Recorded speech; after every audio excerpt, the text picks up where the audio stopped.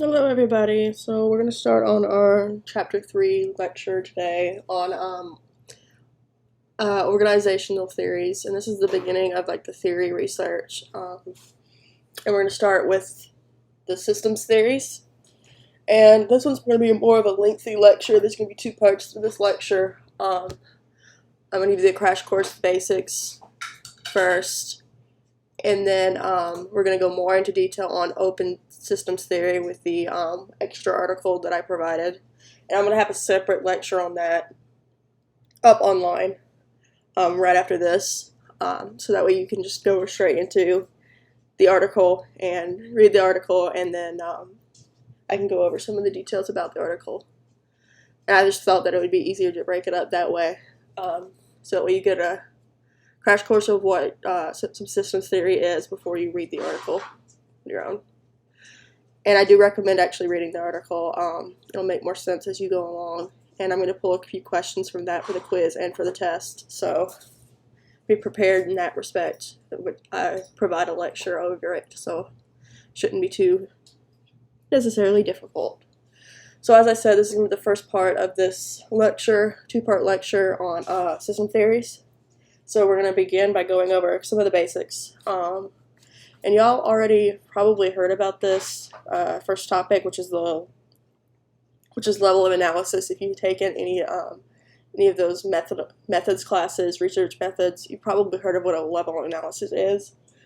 But I'm going to go over it real quick in case you've forgotten or are a little fuzzy on the details and how it applies to organizational theories first, before we continue on to some of the other theories and systems theory in general. So with that, I'm going to begin by, like I said, going over the levels of organization analysis. So we're going to start with the levels of analysis. So levels of analysis, briefly defined, just means that it refers to the scale of the research. So the best way to explain this further is to talk about an example. So if you're running your research study, are you looking at the individual level, like each person? Or are you going to look at the state level, which is comparing, say, the entire state of Georgia to the entire state of Florida? Or are you looking more even at the national level, which is comparing like the entire U.S. to another country like France or Italy? So the scale of the research would be individual, the state, and then the national level. So that's kind of an example of what I'm meaning by the levels of analysis. So the book mentions are 3 levels of analysis, and these are not just for this course specifically, but some crib theory uses this scheme of saying a micro, macro, micro level theories. So we're going to cover the 3 types of analyses. So we're going to start with macro, meso, and micro levels. So for what each of these are. Macro levels we're going to refer to, in this case, structural or policy analyses. And I'm talking about structural and policy analyses within organizations, like nationally, structural and policy analyses. So this is like your biggest, broadest level. Think of it as your biggest, broadest level. So your meso would be your middle ground, and the meso would be organizational level, which is what we've been talking about for a little bit now, about the organizational sense and the organization. That's what we're going to focus on, is the distinct organization at a meso level. And a micro level, in this case, would refer to an individual, but in the organization theory sense, this is going to include individuals within an organization. So the individuals within that organization is going to be your micro level analyses for research. So I'm going to go a little bit further and talk a little bit more about that. So the micro level analyses would focus on how individuals impact the organization and vice versa. So this is specifically individual level. So, but they still impact the organizations. So that would be micro level. And then meso levels would be theories that explain structures in organizations. So meso level would be the theories that explain organizations, like like we're going to learn about the paradigms, and systems theory. Systems theory is probably going to be a meso level of analysis, be on that meso level. So for the purposes of our course, it may be obvious, but I like to express it. It says probably going to be, you want to focus mostly on the meso level, which is going to be the organizational level. That's where we're going to focus at today, or pretty much everywhere. So now that we've gone over what the level analyses are and scales of research, we're going to look at, all right, dude, my kitten is having a field day today, so if you hear him scrambling, that's what that is.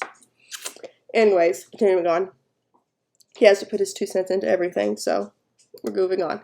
So the next thing we're going to talk about is brief level history of organizational theories. So we're going to talk a little bit about the history of how organizational theories came to be.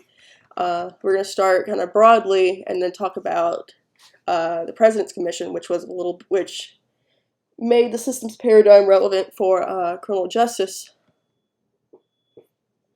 So to begin with, we're going to remember our definition that we decided earlier in your introduction, which was what a system was, which was a set of connected elements that make up a more complex whole. So we have to keep that in mind, that definition of systems in our heads for the rest of this lecture, as well as the next lecture on the article. So keeping that in mind of what a system is a good place to start here. So, starting with Parsons. Parsons in 1956 attempted to explain formal organizations, and he did this by creating a general theory of social systems. And he asserted that organizations are part of a larger social system and that organizations have to be supported and legitimized by society. And he was one of the first to say that. So, and the book mentions him and this idea of the general theory of social systems. So that was Parsons in 1956. So we're going to fast forward to 1967 with the President's Commission on Law Enforcement. And this was done by the presidents who created these commissions in order to fight a larger issue. So a lot of times there's been ones on violence and crime prevention and stuff like that. And because of this commission, the idea or paradigm of the systems theories gained popularity in criminal justice. So it is one of the reasons why we use systems theories to explain criminal justice, or why you hear the criminal justice system is because of systems theory, and it was popularized by this President's Commission in 1967. So I figured that would give a brief history and some of the details on that. So we're going to take it a step further and look at paradigms first. Now, if you didn't know before, I always like to start with some general background knowledge. So what a paradigm is. So a paradigm refers to a theoretical framework that is commonly accepted by members of a particular discipline. So a paradigm would be that larger theoretical framework that academics would subscribe to. So an example in criminal justice would be, if you've taken a theory course, you probably have at this point, most of you are juniors and seniors by now, you've taken a theory course. So if it's anything like my criminal justice theory courses, not just at the graduate level, but at the undergraduate level, they broke them down into you have positivist biological theories, and then you have rational theories. You have conflict theories, you have consensus theories. And all of these, those are like the paradigms. If you think about it, those are your paradigms. And then under those paradigms fall different types of theories. So if we take one like rational theory, rational, you have a bunch under that, including routine activities and deterrence. I think deterrence is under that too. It's under rational. But theories like that, you have Marxist under Marxist theory and under conflict theory and stuff like that. So if you think of it that way, at least from a criminal justice standpoint, we as members of the criminal justice discipline accept this paradigm and accept this umbrella term of a paradigm. So I hope that example gives you an idea of what I mean when I say a paradigm. So for our purposes today, we're going to focus on 3 paradigms that each provide a different way to view an organization. They are similar because they are examining organizations at the same level, so that meso level, but they each establish a different explanation. So they're similar, but they're going to be different in how they explain the overall organization. Because they're all looking at the same thing, they're just going to have a different way of explaining what happens in it. So we're going to start with our 3 paradigms of the systems theories. So we're first going to talk about rational systems, and then we're going to go into natural systems, and then we're going to end with the open systems, and then the article that I provided, the extra reading, and the extra lecture are also going to be on open systems. So there's going to be a lot to talk about with the open systems, because that's the one that we're going to subscribe a lot of weight to. So we're going to start by looking at rational systems first. So there's a good bit of information on rational systems theories. So the rational systems theory theorizes that organizations coordinate activities to achieve very, very specific goals. And these goals must be clearly defined, and they also provide clear criteria that sets it apart from less clear alternatives. So it's obvious that this is a clear goal in this sense. And that is very formally what a rational theory is, a rational systems theory is. So going a little further, rational systems tend to have 2 distinct parts. You have your specific goal, like we talked about, clearly defined goal, and then a formal structure, which is going to be that organization. So they have those 2 distinct parts. So continuing on with rational systems theory, it was one of the first paradigms for organizations theories. So it was one of the first. And it is still used a lot today for paradigms. The perspective has been dominated a lot. And it has its roots with Weber and Taylor, which we have mentioned previously. We're going to talk about Weber again in a minute. But those are the sociological and roots of rational systems. So we're going to talk about Weber, and he is mentioned under rational systems because in 1954 he posited that bureaucracies, which are organizations still, achieved multiple goals by rigorously controlling organizations' activities. So by rigorously controlling something, they were able to achieve multiple different goals in a variety of areas. So these bureaucracies focused on efficient staffing and structures. And that was under the rational systems paradigm. You hear squeaking, my dog has picked up a toy. Just some commentary of my working from home life with a 2-year-old lab and a 2-month-old kitten who's somewhere hiding at the moment. Anyways, they're bored of me by now. Alright, so next thing we're going to talk about is the normative perspective, and this is still rational. So this still falls under your rational systems paradigm. The normative perspective falls under rational systems. So the normative perspective assumes that criminal justice organizations are created to reduce crime and that every policy and practice is specifically created to achieve the goal of reducing crime. So the main goal of that would be to reduce crime. That is your clear-cut goal, which would fall under the rational paradigm. So there's this clear goal of reducing crime, which makes it a normative perspective. So, interestingly, the book mentions this, and this is also something that I thought of after I've read it, was that the normative perspective doesn't take into account the fact that prisons and jails may increase recidivism rather than decrease it. So we make this big goal of reducing crime by putting people away in prison, when if we put people in prison, it may increase their likelihood of recidivating and committing more crimes again. So we're not really reducing crime. So that's kind of an issue with the normative perspective. So the next thing we're going to talk about is the criticisms of the rational system paradigm. There's a couple criticisms.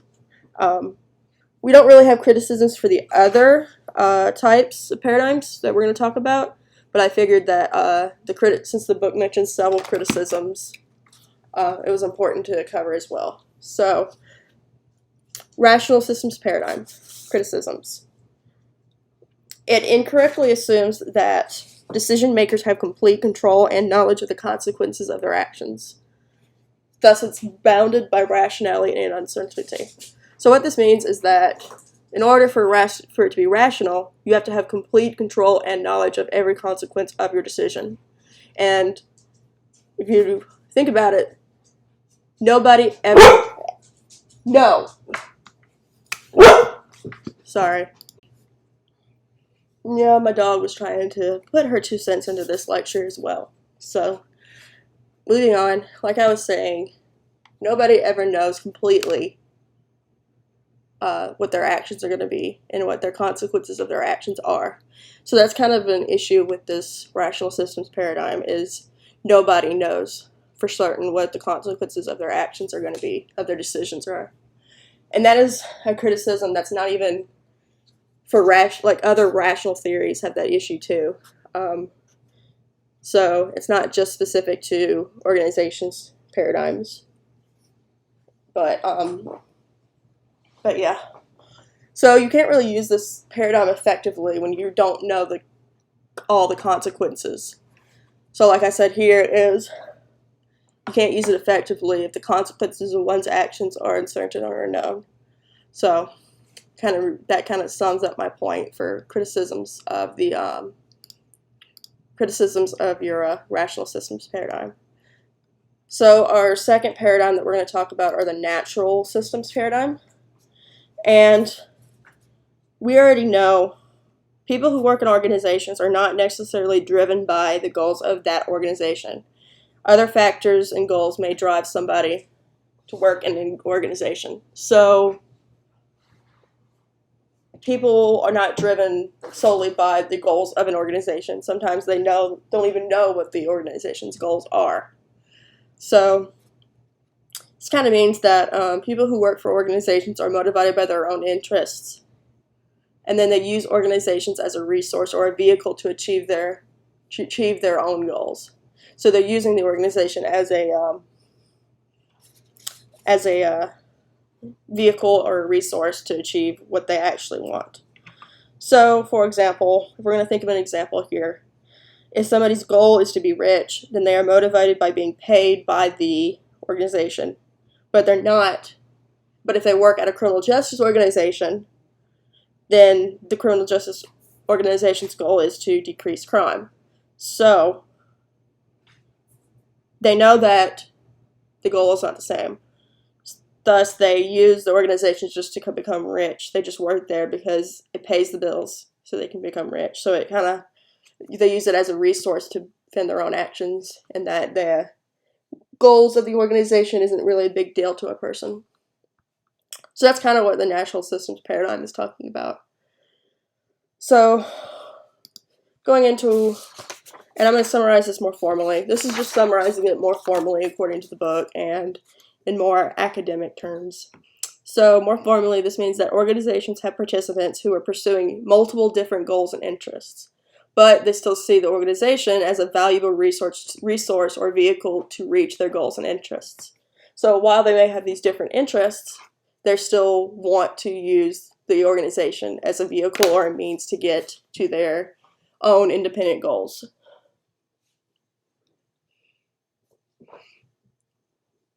So that was a more formal and academic definition of your natural systems paradigm.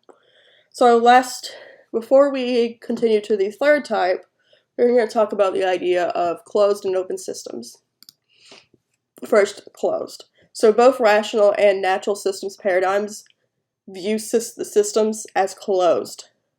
Now, closed means that organizations have a stable participants and that all elements to the system are sealed off from the environment. So the environment has no effect on the organization. So this view can be incomplete because systems and organizations themselves can and are influenced by outside factors. So a closed system kind of just refers to the fact that they're closed off from the environment, kind of like being in a vacuum, and that outside factors don't play a role and don't influence them.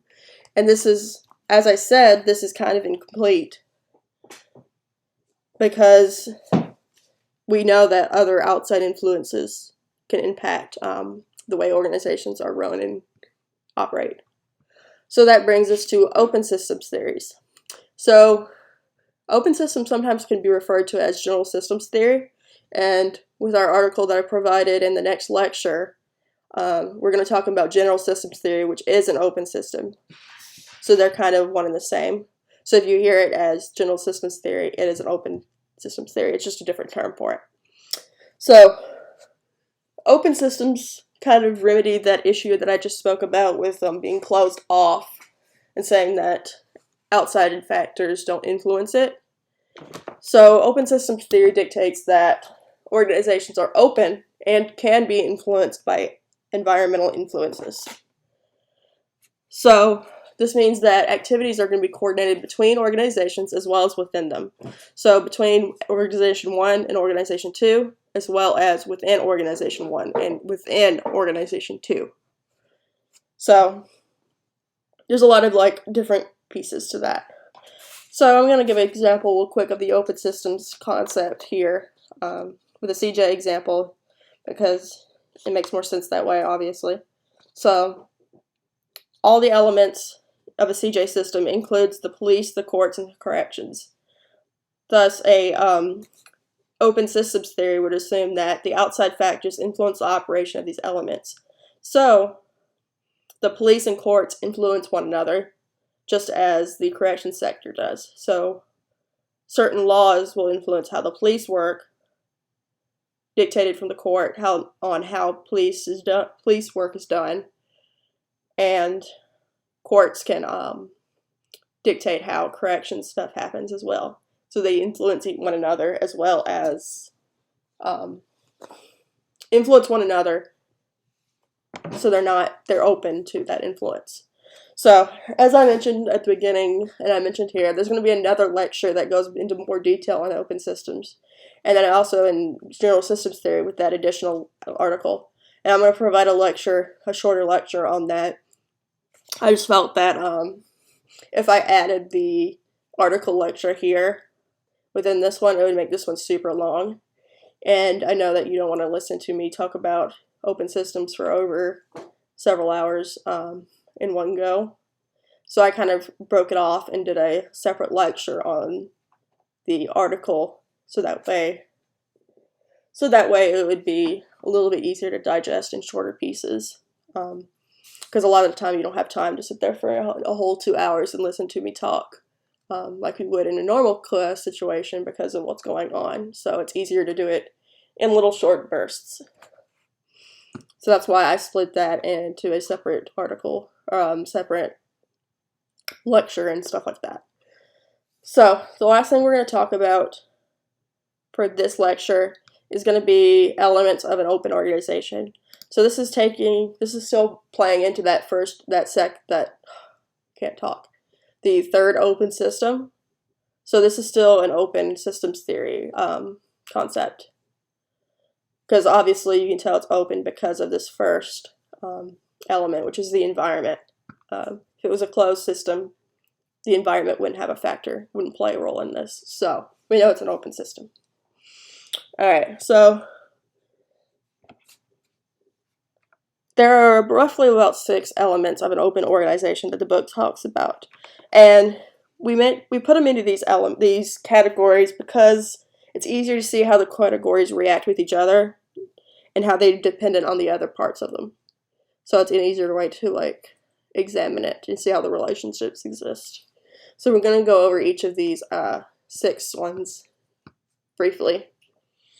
I don't want to spend too much time on it because in my view, it's of less importance than understanding what systems theories are and that kind of stuff. So we're going to make it brief. So the first element we have listed is the environment. Now, the environment in this case is going to refer to the outside elements that influence the organization's ability to survive and achieve its ends and goals. So it's anything outside, external, that influences the organization's ability to achieve goals. So this is going to be external events, could be individuals, anything in the environment could be an example. So for like a CJ, bringing it back to CJ, you could have like legal influences, you could have political influences, you can have cultural influences.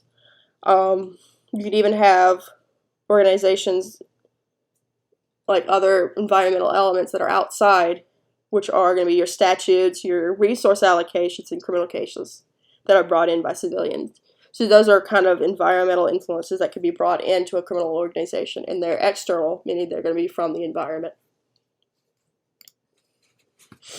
So the environment also includes the organization's domain and the organization's task environment. So I'm going to go over what each of these are real quick. So an organization's domain refers to the range of things sold and what population the organization will serve, as well as services that may be provided. So it kind of just refers to like what they tailor to. So like, what are they selling? Who are they referring, or who are they trying to market their products to or services to? So you think of an outside example would be who is let's see if it's it's a wine brand. Just thinking of something off the box. The wine brand's domain would be obviously people who are marketed towards people who are above the age of 21, like the legal drinking age, and the product would be different types of wines made from different types of berries, grapes, and assorted things to make wine. So that would be an example with something that's popular. So for an organization's domain. We're also going to talk about the task environment. And the task environment roughly means that the elements in the environment are especially relevant or influential to the organization in order to achieve their goals. So, put differently, it are specific elements from the environment that are especially relevant or influential to start getting to that goal. So, things that are even more influential than they were, because it's specific to that goal. That would be what your task environment is. So that brings into our second element, which is strategy and goals. And this one's pretty simple. So for an organization, goals refers to the outputs or outcomes that an organization is trying to achieve. So it's like like I said, with all these goals, it's your outcome. That's essentially what that's going for. And we probably have already figured that out, but worthy enough to mention it. So strategy refers to the choices that an organization makes in order to reach those goals and achieve those goals. So how they reach it, or their plan of attack to reach that goal. So if they plan to reduce crime, how do they do that? How do they plan to do that? Okay, sir. Cat. Okay, so for a criminal justice organization, the goal would be to increase public safety. So the CJ organization has to choose their strategy in order to reach that goal. So do they arrest more people to increase public safety, or do they use community policing to put more officers in the community and foster a sense of safety? Because people may feel safer with more police if they see more police. So there are two different strategies. So you could either arrest more people, or you could put more police in the community. So it's kind of two different decisions. So that would be your strategy if the goal would be to increase public safety. So that's a little example for that. So that brings us into our third element, which is work and technology. Now the rest of these next three are going to be more internal in nature. So that just means it's within an organization. So work in this case refers to the types of tasks that are required to reach a given goal. And then technology is going to refer to mechanisms for which the organization takes the inputs and produces outputs.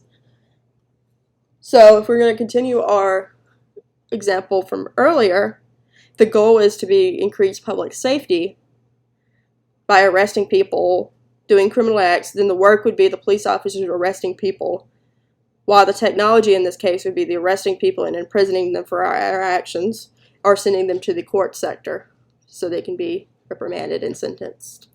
So that would be an example of what the work in technology means in this case. So I gave you a caveat here, some personal advice, I guess, anecdotal advice. So don't think of technology as phones and computers when you're thinking about organizations. While this could be used to foster work, I mean, I'm using technology right now to record this and do my work, but it could be anything that gets the job done. So it could be papers and pencils, it could be interviews, it could be all sorts of different things, and still be a technology in this term.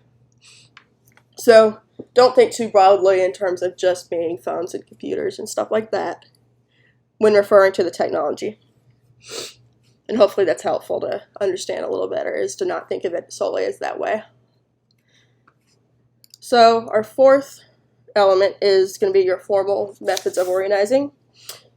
So this refers to methods to get the job done, as well as human resource practices, such as job design, employment, anything that's HR related. So these are formal, structural methods of organizing an organization. So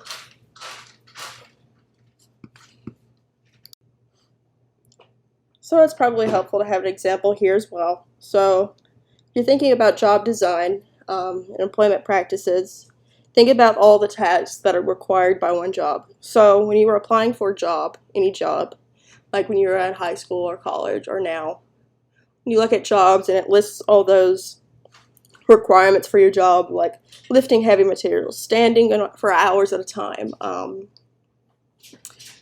those kind of like requirements, like being able to lift 40 pounds, those types of requirements are going to be your job design elements, which is when it refers to job design elements, that's what it's talking about, would be those types of advertising practices and includes all that.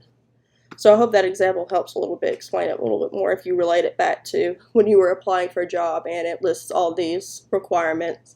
And sometimes you kind of fudge it and say, yeah, I can lift 40 pounds when you're 100 pounds and really scrawny and you can't lift that much, but you fake it anyways. Personal experience. Back in high school. That was a while ago. All right, enough of my anecdotes.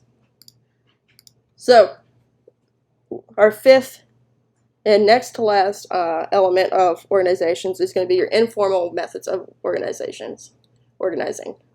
So informal organizing refers to other methods that organizations use to organize and organize themselves, and that are not necessarily formal but still play a role in how your organization is going to operate. So the book mentions several examples of this, and I was trying to find some examples of this because it was a little bit fuzzy on the details. But the book refers to informal organization, and they say that workplace culture would be an example, social networks of the employees inside the organization would be an example. So those are types of things that would fall under your informal methods of organizing. So the last element of organizations are going to be your people, and this is pretty self-explanatory. It's just like the people who participate in your organization. So that's essentially what the people element of this is. So I just covered a great decent amount of information. So we started by talking about some levels of analyses, which includes your meso, macro, and micro levels. And we talked about how we're going to focus more on that meso level, so that middle level, organizational level. So, and then we talked about a brief history of your organizational theories. We talked about Parsons, and we talked about the President's Commission, who made criminal justice systems paradigms more popular. So, and then we talked about what a paradigm is, and then we related it back to criminal justice theory and how that and related it back to an example so you understood it a little bit better with the criminal theory. So then we talked about our 3 paradigms of systems theories, and that included our rational systems, our natural systems, and our open systems. So, and we talked about some of the criticisms with the rational system theory, as well as what closed and open systems are. So closed was without any, they assumed that the environment had no influence when it does. So that's what a closed system was. And then we talked about how open systems can be referred to as general systems theories. And we're going to spend an entire other lecture on an article that's separate from this about general systems theory, which is going to be our next lecture. We're just going to go into more detail about open systems. So after we talked about open systems, we talked about the 6 elements of the open organizations. And this included the environment, strategies and goals, work and technology, formal ways of organizing, informal ways of organizing, tired of that word already, and then people. So we talked about those 6 elements and how they, and what they mean and that kind of stuff. So that about does it for this lecture on chapter 3.